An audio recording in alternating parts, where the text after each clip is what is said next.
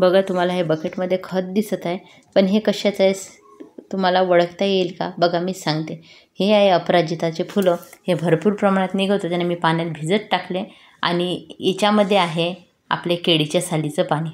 आपण अशा वेगवेगळ्या प्रकारचे खतं झाडांना देऊ शकतो. देताना 3-4 पट पाणी मिक्स करून द्या, कारण ह्या गोष्टी बऱ्याचदा आपल्या घरात असतात आणि त्याचा वापर आपण पुरेपूर केला पाहिजे आपल्याच बागेतल्या वस्तूचा, किंवा त्या फुलांचा आपण मातीमध्ये खतसुद्धा करू शकतो. पण मी बघा अशा पद्धतीने केलेलं आहे. केळीची सालीसुद्धा बऱ्याच दिवसाची भिजत होत्या, पावसामुळे ते खत देणंच नव्हतं होत. फुलांच्या झाडासाठी केळीचे साली ह्या खूप उपयोगाला पडतात. जास्त पावसामध्ये जर दिलं तर ते फंगस लागण्याचा प्रॉब्लेम होऊ शकते, म्हणून मी पाऊस आता थांबला आणि छान अशी ऊन तापायला लागले आमच्या इकडे, म्हणून मग पाण्याची आवश्यकता पडू राहिली आता झाडांना. तेव्हा बघा असं भरपूर पाणी मिक्स करून बकेटमध्ये जर दिलं ना, मी एका बकेटमध्ये 1 मग 2 मग असा अंदाजाने घेत असते, कारण आता त्याची सवय झालेली आहे आणि मापून वगैरे तर काही घेत नाही. पण बघा अशा पद्धतीने घरच्या वस्तूंचा वापर पुरेपूर होऊन आपल्या बागेमध्ये भरपूर फुलंसुद्धा येतात, भाज्यासुद्धा येतात आणि असा वापर आपण करू शकतो. म्हणून तुम्हीही करा. कोणत्याच वस्तू वाया जाऊ नका देऊ, कारण अपराजिताची वेल माझ्याकडे यावर्षी 4-5 तयार झालेला आहे आणि त्याला भरपूर फुलं येत आहे. पूजेला तर आपण वापरतोच, पण त्याचा असा उपयोग झाला पाहिजे. ते झाडावर जर सुकले तर त्याचं बी तयार होते आणि फुलं यायला कमी होते. आणि बघा अशा पद्धतीने मी कालच व्हिडिओ टाकलेला आहे, कांद्याची पात वगैरे सगळं त्याच्यात दाखवलं आहे कसं लावलं आहे तर. आणि असे सुंदर सुंदर काही काही झाडांना तर खताची आवश्यकता खूप कमी पडते आणि पावसाच्या पाण्यामध्ये भरपूर खत मिळाले, झाडं छान ग्रो झालेले. आणि तुम्ही असं तुळस वगैरे लावा ना, त्याच्यामुळे सुद्धा पॉलिनेटर खूप येतात बागेमध्ये. आणि इथं बघा आता मी इथे बघा अशाच थोड्याशा खतामुळेच माझ्या झाडांना फुलं येऊन राहिले घरच्या घरी उपयोग करून. आणि दिलं तर वर्मी कंपोस्ट, शेणखत हे ऑर्गॅनिक खतं मी वापरते. फक्त सर्वात महत्त्वाचं काम हेच असते की फुलं येऊन गेल्यावर बघा हे अपराजिताचे फुलं तोडावं लागते आणि गुलाबाचे फुलं येऊन गेल्यावर त्याचे शेंडे कापणं आवश्यक हे काम असतात. आणि इथं बघा मी बकेटमध्ये घेऊन असं कधी कधी तसंच टाकते. आणि जिथं मोठी जमीन आहे ना तिथं खत थोडं जास्तही झालं तरी चालते, पण कुंडीत बघा असं व्यवस्थित द्यावं लागते की जेवढं त्या झाडाला लागेल, किंवा त्याचा उपयोग करता करता दुरुपयोग झाला नाही पाहिजे बस खतांचा, आणि झाडं खराब नाही झाले पाहिजे. बघा किती फुलं बहरलेली आहे बागेमध्ये. जेवढी फुलं तोडली ना तेवढे डबल येत आहे. काही झाडांना तर मात्र खत असं नसो, फुलं ते येतातच त्या टाईमला. पण बघा अपराजिताची वेल पूर्ण भरलेलं आहे आणि त्याचे शेंडे मी थोडेसे काढते ना, त्याच्यामुळं बघा मी ह्या सर्वांना थोडं थोडं पाणी टाकत असते. मी बऱ्याच जण ऐकलं की याच्यात हे पाणी टाकत नाही, पण मी टाकत असते सर्व ऑर्गॅनिक. फक्त त्याच्यात पाणी याचं प्रमाण जास्त मिक्स करते आणि थोडं थोडं बघा या पद्धतीने मी देत असते सगळ्याच माझ्या प्लांटला.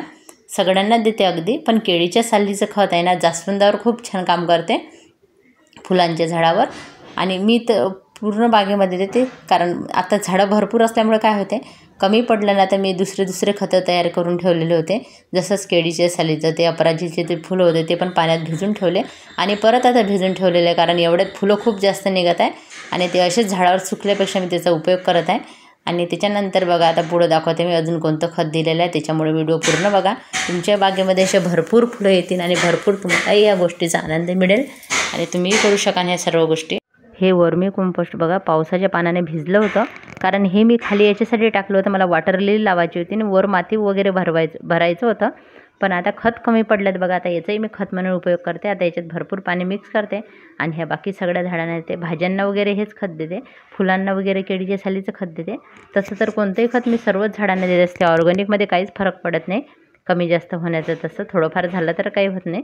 पण बघा भाज्यांसाठी म्हटलं हे वर्मी कंपोस्टचं जे पाणी आहे ते पण देऊया आणि फुलांसाठी केळीचे सालं, अपराजिताचे फुलांचं खत हे सर्व देऊया. हे सर्व गोष्टीचा घरच्या घरी उपयोग करून तुमची बाग फुलवा. आणि अशाच नाही तर किचनमधल्या बऱ्याच साली फळांच्या वगैरे निघतात, भाज्यांच्या वगैरे निघतात, त्या भिजत ठेवून त्याचासुद्धा आपण खताचा उपयोग करू शकतो. लिक्विड खत हे झाडांना लवकर मिळते आणि त्याच्यामुळं टोमॅटो बघा भरपूर प्रमाणात लागले आहे यावर्षी. मला आनंद होते, कारण मी एवढे टोमॅटो याच्या पहिले लावले नाही. मी 1-2 झाडं लावायची, पण असे खूप जास्त नाही लावले. पण यावर्षी विचार केला आता परत काही भाज्या लावते आणि त्याच भाज्या आपण लपवा. याचे थोडी असे शेंडे जर तोडले ना त्याच्यामुळे भरपूर ब्रांच तयार होतात आणि फुलं येतात. हे टोपल्यामध्ये आहे बघा दुसरं झाड, हे बदामच्या झाडावर चढून राहिलं. बदामचं झाडसुद्धा निघालेलंच होतं. आणि बघा मी परत हे फुलं तोडून पूर्ण असे बकेटमध्ये टाकते जमा करून खत बनवण्यासाठी, कारण दररोज आता झाडांना पाण्याची आवश्यकता लागेल, तेव्हा हे पाणी मिक्स करून दिलं ना तर आपल्या झाडांना एक खत म्हणून उपयोग होईल त्याचा आणि फुलं यायला सुद्धा ते हेच झाडं मात्र राहून जातात. पण म्हटलं चला आज त्यालाही सोडत नाही, थोडं थोडं देऊन देते मी सर्वच झाडांना खत. कारण याला खत न दिलं ना तरी त्यांचं वेळ आहे तेव्हा भरपूर फुलं येतात.